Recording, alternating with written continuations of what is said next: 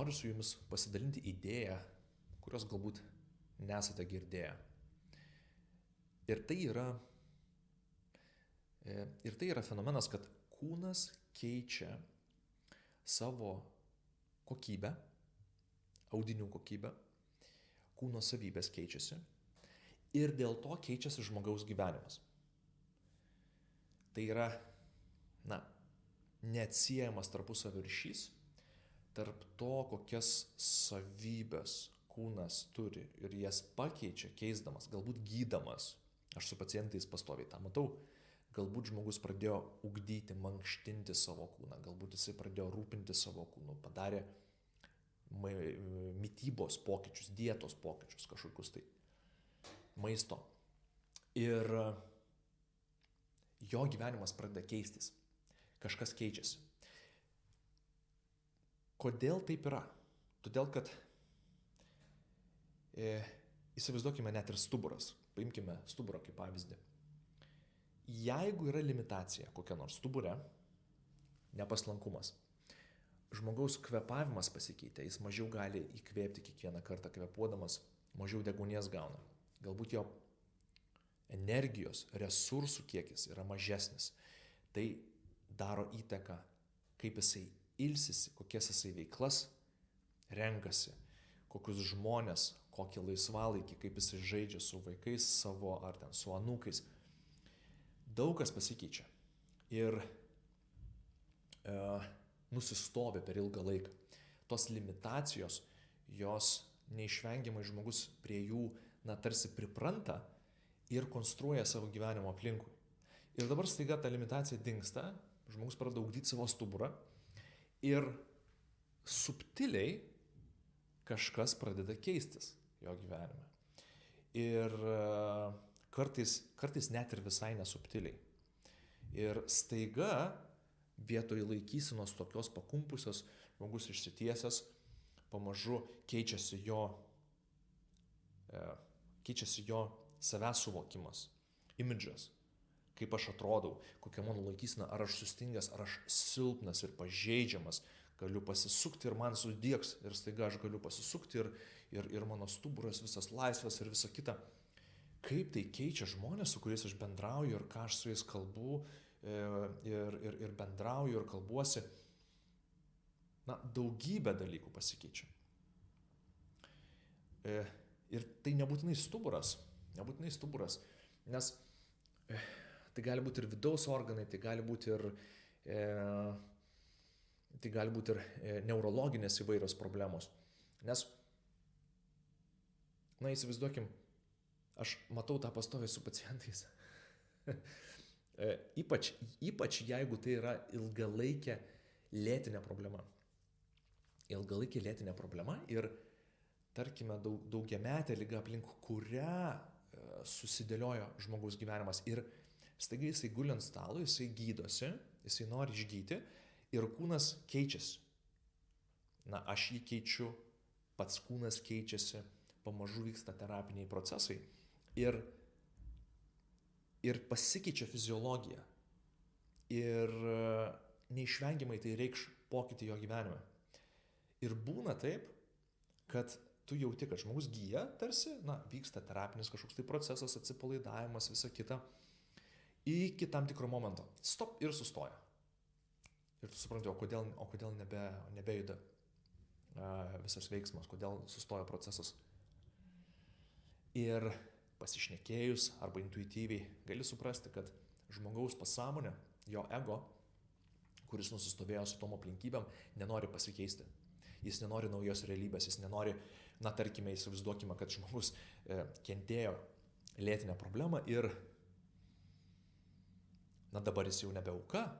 Jeigu jis pasveiks, nebėra skausmo, apie ką reikės kalbėti su savo antra pusė, su žmona galbūt, su vyru, bendradarbiai, juk visi žino, kad tau ten nugarą skauda ir tu toks ir toks, taip, aš negaliu ten pasilenkti ir taip toliau, taip, aš staigiai negaliu judėti, taip, aš negaliu važiuoti į kalnus atostogauti, ar su vaikais žaisti, ar plaukti ten, ar krūva visokiausių dalykų.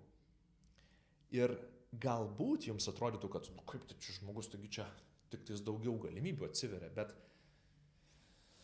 Na, būna įvairiai, būna visaip, nes pacientams kartais reikia, na, tokio rūpesčio, saugumo ir rūpesčio iš kitų, iš aplinkinių, iš artimųjų. Ir jeigu žmogus tampa, jam pradeda grėsti būti savarankiškesniu, vadinasi, to ir rūpesčio bus mažiau, rūpestingumo bus mažiau. Ir praktiškai žmogus niekada to nesupranta sąmoningai, bet tu gali įtart arba pajausti, jeigu gydai ir, na, jauti, kad kažkas vyksta ne taip, kaip turi vykti. Ir šitos reakcijos nėra tokios jau ir retos, tiesą sakant. Mes visi neišvengiamai turime savo įvairias ribas ir tos ribos prieš pasikeičiant tom ribom dažniausiai mes susiduriam su didžiuliu diskomfortu. Kažkokiu tais arba fiziniu, arba psichologiniu, emociniu kažkokiu tais nemalonumu, nes tai signalizuoja pokytį. Ir šiaip tai yra labai labai gerai. Nes, na, mes keičiamės, mes norim keistis, mes norim plėstis, mes norim galų gale, kiekvienas mes norim pažinti geriau save. Ir susidūrę su savo limitacijom, susidūrę su savo skausmais, mes galim pamatyti, kad kažkas turi pasikeisti gyvenime.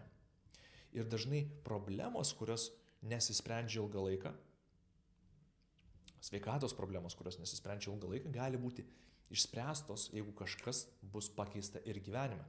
Tai vyksta atvirkštinis, na, abipusis ryšys. Tai kūnas keičiasi ir keičiasi gyvenimas ir galime mes daryti kokius nors pakeitimus gyvenime ir pasikeis kūnas. Na, pavyzdžiui, galbūt žmogus neišlipa iš depresijos. Na, niekaip neišeina išlipti jam iš depresijos. Galbūt jam reikia pakeisti darbą, galbūt jam reikia, na, pakeisti gyvenamąją vietą, mokyklą, kažką žmonių ratą ir nebereikės ryti antidepresantų, nebereikės eiti pas psichoterapeutus, nebereikės eiti gydyti depresijos kaip po tokios, reikės tiesiog pakeisti, na, pokytis atvers naujas galimybės, naujus horizontus, žmogus pažins save labiau ir pamatys, kad, wow, vis tik man tai gerai, aš pamačiau kažką naujo, aš supratau, kad aš vis tik norėjau kurti, norėjau pažinti, norėjau eiti ir staiga jo ta situacija ima ir išsisprendžia. Ir kartais daug metų niekas nesisprendžia, bandant spręsti tą situaciją. Taip yra, čia yra kitas fenomenas, labai įdomus fenomenas.